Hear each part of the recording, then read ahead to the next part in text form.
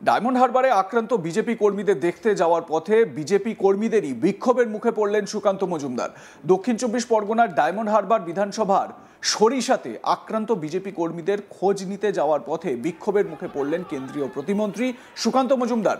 বিক্ষোভকারীদের অভিযোগ, গত 21-এর বিধানসভা মানে 2021-এর বিধানসভা নির্বাচনের পর থেকে আমরা বিজেপির সক্রিয় কর্মী হওয়া সত্ত্বেও কোনো সাহায্য বা নিরাপত্তা পাইনি, তাই কেন্দ্রীয় নেতাকে দেখেই বিক্ষোভ দেখিয়েছি।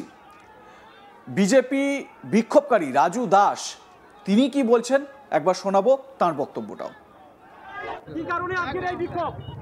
আজকের আমাদের মূলত এই বিক্ষোভ আমরা ভারতীয় জনতা পার্টির এই ডায়মন্ড হারবার বিধানসভার একনিষ্ঠ কর্মী সব আমরা যুব সমাজ 2021 সালে নরেন্দ্র মোদীজির আহ্বানে আমরা দলটা করতে এসেছিলাম, কিন্তু এসে আমরা আজকের ঘর ছেড়ে কেউ মার খাচ্ছি, আমরা এভাবেই আমাদের চলতে হচ্ছে, কিন্তু কোনো নেতা আমাদের সঙ্গে নেই। আজকে ভারতীয় জনতা পার্টির আজকে ডায়মন্ড হারবার বিধানসভায় যে দীপক হালদার আছে, যে আমাদের ক্যান্ডিডেট ছিল, তাকে শুধু শুভেন্দু অধিকারী আসলেই দেখা যায়, এছাড়া মাঠে ময়দানে তাকে দেখাই যায় না। তো এভাবে যদি রাজনীতিটা হয় তাহলে আমরা কোথায় যাব? আজকের উপরতলার নেতারা নেত্রীরা সব তৃণমূলের সাথে সেটিং করে সব কিছু দল চালাচ্ছে। আজকে সেই কারণেই আমাদের বিক্ষোভ ছিল, এবং এই বিক্ষোভে আমরা সুকান্ত মজুমদারের কাছে একটু কথা বলতেছিলাম সাথে, কিন্তু সেই সময়টুকু আমাদের দেওয়া হলো না। আমাদের সিআরপিএফ বাহিনী ছড়িয়ে দিয়ে ঠেলে দিয়ে আপনার ক্যামেরায় আছে, তারা বেরিয়ে গেলেন। দিলীপ ঘোষ জিন্দাবাদ বলছিলেন, আমরা দিলীপ ঘোষের অনুগামী। সব থেকে বড় কথা হচ্ছে দিলীপ ঘোষের নেতৃত্বে আমরা দলটা করেছি 2021 সালে। আজকে সেই দিলীপ ঘোষ, হ্যাঁ, আমি ভারতীয় জনতা যুব মোর্চার এই ডায়মন্ড হারবার সাংগঠনিক জেলার সহসভাপতি ছিলাম। এখন আমি কোনো পদে নেই, কিন্তু আমরা দলের সাথে রয়েছি। আমরা চাই আমরা দল করতে, দল আগামী দিনে আরও বাড়ুক।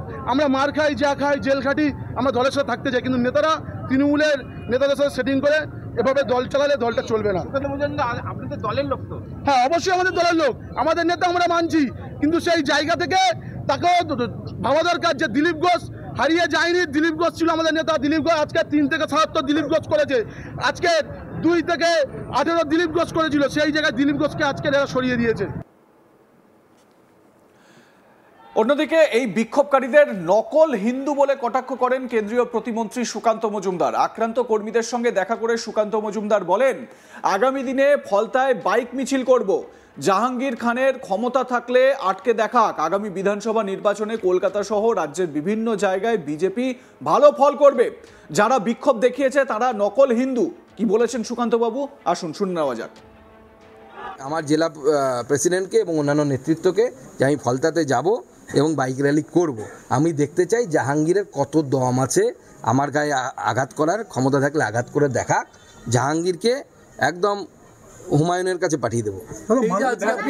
করা হচ্ছিল তো সরিষা মোড়ে যখন আপনার গাড়ি তখন এগুলো হচ্ছে নকল হিন্দু, এগুলো নকল হিন্দু সাজিয়ে এখন অভিষেক বন্দ্যোপাধ্যায়ের নতুন স্ট্র্যাটেজি হয়েছে। ওই 2-4টে হিন্দু সামনে রাখবে, পেছনে মুসলমানদেরকে দিয়ে একটু গেরুয়া তিলক ফিলক কাটিয়ে তাদের গলায় উত্তরীয় দিয়ে এসে সুকান্ত মজুমদারকে গালিগালাজ করো, বিজেপির অন্যান্য নেতাদেরকে গালিগালাজ করো, মানে পাত্তাই দিই না এদেরকে। ওদেরই কাজ। এখন বিজেপির প্রাণ হচ্ছে নিচু স্তরের কর্মীরা। কিছুদিন আগে আমাদের পার্টির অন্যতম শ্রেষ্ঠ নেতৃত্ব এবং মাননীয় গৃহমন্ত্রী অমিত শাহজি একটি সর্বভারতীয় চ্যানেলে বসে এটা বলেছেন যে অন্যান্য রাজনৈতিক দল নেতা দিয়ে ভোট জেতে, বিজেপির কর্মীরা ভোট জেতায়। তা আমরা আমাদের দল হচ্ছে কর্মী নির্ভর বা ক্যাডার নির্ভর দল। আমাদের কর্মীরাই শেষ কথা বলে, এবং সেই জন্য কর্মীদের কথা শোনা, তাদের জন্য যা যা পার্টি করা দরকার করবে, কর্মীদের সাথে আলোচনা করা কিভাবে হতে পারে। মালদা মুর্শিদাবাদের মতো হিন্দু মানুষরা মমতা ব্যানার্জিকে বিশ্বাস করে না। ওরা জানে মমতা ব্যানার্জি জয়চাঁদের মতন হিন্দু যারা পৃথ্বীরাজ চৌহানকে হারাবে, আর তিনি নিজে মোহাম্মদ ঘড়ির হাতে মরবে। সুকান্ত মজুমদার একটু ইতিহাস টেনে এ প্রসঙ্গে বলতে গিয়ে কি বলেছেন একবার শোনাই তার বক্তব্য। মালদা মুর্শিদাবাদে এবার আমি এটুকু বলতে পারি, তৃণমূলের সিট কমবে। মুখ্যমন্ত্রী একবার নন 5 বার যান। মালদাতে কংগ্রেসেরও ভালো রেজাল্ট হওয়ার সম্ভাবনা আছে। হিন্দু অধ্যুষিত সিটগুলো সবকটা বিজেপি জিতবে। মালদার মানুষ, মুর্শিদাবাদের মানুষ, যেখানে হিন্দু আছে তারা কেউ মমতা বন্দ্যোপাধ্যায়কে বিশ্বাস করে না। ওরা জানে মমতা বন্দ্যোপাধ্যায় হচ্ছে জয়চাঁদের মতো হিন্দু, যারা পৃথ্বীরাজকে হারাবে এবং তারপর নিজেও মোহাম্মদ ঘড়ির হাতে মরবে। মানে বিধানসভায় খাতা অন্তত দেখুন, মালদা মুর্শিদাবাদে যদি কংগ্রেস ঠিকমতো লড়ে, কারণ গত লোকসভা ভোটের নির্বাচনে আমি ফলাফল দেখে বলছি, মালদাতে তিনটি বিধানসভায় কংগ্রেস দ্বিতীয় স্থানে অর্জন করেছে বা কোথাও প্রথম স্থান অর্জন করেছে। কংগ্রেস 3টি বিধানসভায় প্রথম স্থান অর্জন করেছে। তো স্বাভাবিকভাবে কংগ্রেসের সম্ভাবনা আছে, সেখানে চাইলে কংগ্রেস খাতা খুলতে পারে। দক্ষিণ চব্বিশ পরগনা জেলা কি বাড়বে, সিট আসবে? অবশ্যই বিজেপি খাতা খুলবে, শুধু দক্ষিণ চব্বিশ পরগনা নয়, কলকাতা রিজিয়নে সিগনিফিক্যান্ট ভোট বাড়বে।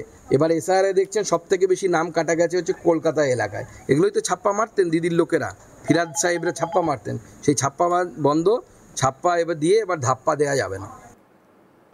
এসএসসি দুর্নীতি নিয়ে প্রতিমন্ত্রীর বক্তব্য, রাজ্যে এমন কোনো নিয়োগ হয়নি যা দুর্নীতিমুক্ত। ক্যাডারদের চাকরি দেওয়া হয়, যাদের দিয়ে মারধর করানো হয়। বিজেপি ক্ষমতায় এলে 6 মাস অন্তর স্বচ্ছ নিয়োগ হবে বলে জানান সুকান্ত মজুমদার। কি বলেছেন তিনি, শুনুন। এই সরকার জবে থেকে ক্ষমতায় এসেছে, এমন একটিও রিক্রুটমেন্ট হয়নি যে রিক্রুটমেন্টগুলো পয়সা ছাড়া বা দুর্নীতি ছাড়া হয়েছে। এমনকি এই যে ভায়োলেন্স হয়েছে এখানে, সেই ভায়োলেন্সের সাথে যুক্ত যারা ব্যক্তি, প্রত্যেকে এখানে তৃণমূল কংগ্রেসের ক্যাজুয়াল স্টাফ, বিভিন্ন বডিতে তারা ক্যাজুয়াল স্টাফের কাজ করে। তো চাকরি চলে যাওয়া উচিত ছিল তো তাদের, যেই ধরনের অপরাধ করার জন্য। কিন্তু দুর্ভাগ্যের বিষয়, যেই সরকার এদেরকে গুন্ডা পোষার কাজ করে, এদেরকে গুন্ডা হিসেবে ব্যবহার করে পোষার কাজ করছে। এবং এই যে এসএসসির কথা বলছেন, আরও কত চাকরি দেখুন, প্রাইমারিতে এরপরে কী হবে, কোথায় কী হবে, আমরা তো ভয়ে আছি। আমরা ভয়ে আছি এই জন্য যে তৃণমূল চুরি করেছে, কিন্তু এর ফলে ভুক্তভোগী হতে হচ্ছে সাধারণ মানুষকে। বিজেপি ক্ষমতায় এলে স্বচ্ছভাবে রিক্রুটমেন্ট হবে, ঠিক যেভাবে আমরা প্রতি 2-3 মাস অন্তর প্রায় 70,000 করে লোকেদেরকে, যুবক যুবতীদেরকে আমরা অ্যাপয়েন্টমেন্ট লেটার তুলে দিচ্ছি রোজগার মেলার মাধ্যমে। এবং দুর্নীতির একটা অভিযোগ পর্যন্ত নেই, একটা অভিযোগ পাবেন না। দাদা, বারাসাতে যে চোখ, নতুন কিছু নয়, মুখ্যমন্ত্রী কারো চোখ খুবলে নিয়ে যাক, হসপিটাল কুকুর নিয়ে চলে গেলে যাতে হবে, ওনার তো একটাই আছে, 5 লাখ 10 লাখ আর একটা হোমগার্ড বা সিভিক ভলেন্টিয়ারের চাকরি, এই দিয়ে তো উনি কিনে নিতে চাইছেন। কারণ মুখ্যমন্ত্রী চান যে বাংলার যেন অর্থনৈতিক ডেভেলপমেন্ট, অর্থনৈতিক উন্নয়ন যেন না হয়। অর্থনৈতিক উন্নয়ন হলে শিল্প হবে, মানুষের হাতে কাজ থাকবে। আপনার সরকারি চাকরির কথা, সবার সরকারি চাকরির জন্য নিজের ছেলেকে কেউ ভুলে যাবে না। কিন্তু দুর্ভাগ্যের বিষয় যে বাংলায় মাননীয় মুখ্যমন্ত্রী এমন একটা জায়গা তৈরি করেছেন, এমন একটা সিস্টেম তৈরি করেছেন, এখানে শিল্প আসবে না। আপনাকে ভিক্ষাবৃত্তির জন্য মুখ্যমন্ত্রীর কাছে হাত পাততে হবে, চাকরির জন্য আপনার বাড়ির লোককে করতে হবে, অথবা আপনার ছেলে হসপিটালে মৃত থাকলে তার চোখ খুবলে নিয়ে যেতে হবে, তবেই আপনি চাকরি পাবেন, নচেৎ চাকরি পাবেন না।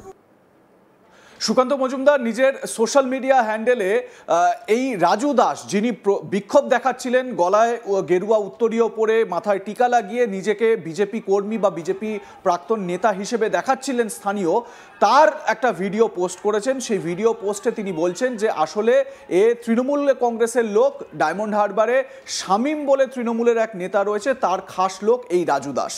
এবং এই দিলীপ ঘোষ জিন্দাবাদ স্লোগান দিয়ে ভুয়ো একটা প্লট তৈরি করার চেষ্টা করেছে। আপনারা আজ তাক বাংলায় গিয়ে সেই ছবিটাও আপনারা স্পষ্ট দেখতে পারবেন। আপনাদের মতামত জানান, দেখতে থাকুন আজ তাক বাংলা। সাবস্ক্রাইব করুন আমাদের ইউটিউব চ্যানেলটি, বেল আইকন প্রেস করুন নোটিফিকেশন পেতে।